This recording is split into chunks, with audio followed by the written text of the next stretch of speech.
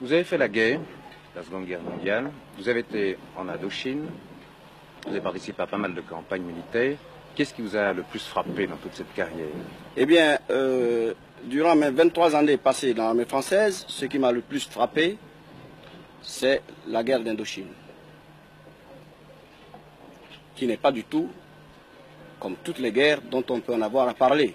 Est-ce qu'on peut dire que c'est là que vous avez connu les Chinois? Ah ben c'est là que je connais parfaitement les Chinois. Parce qu'ils sont très forts, comme on dit. Ah, comme tous les traîtres. En général, les traîtres sont toujours forts. Vous les considérez comme des traîtres? Ça serait trop dire. Je les considère comme des êtres humains, mais qui sont très intelligents, très malins, et avec qui on ne peut jamais offrir sa confiance, placer sa confiance. Mais pour quelle raison, à votre avis, les Chinois veulent s'installer en Afrique? Ou essaient de s'installer? Parce qu'ils sont trop nombreux. Ils sont 780 millions cette année, et l'année prochaine, ils seront, en 1970, ils seront 1 milliard. Donc il leur faut de terre pour s'installer. Vous pensez que les Chinois sont un réel danger pour l'Afrique? À mon avis, un véritable danger, plus que jamais. Plus dangereux que la bombe atomique.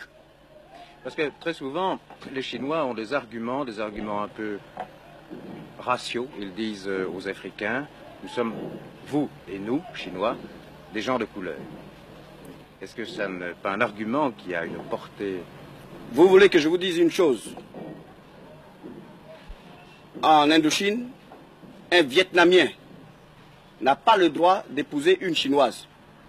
Donc déjà, entre eux, ils interdisent que le Vietnamien épouse une Chinoise. Comment l'amitié ne peut se nouer que par là? Comment voulez-vous qu'il y ait une amitié créée entre un Chinois et un Africain, alors que le Chinois, du moins les Vietnamiens, disent que l'Africain c'est le Taïden, c'est comme le chien. Ils traitent les Africains de chiens.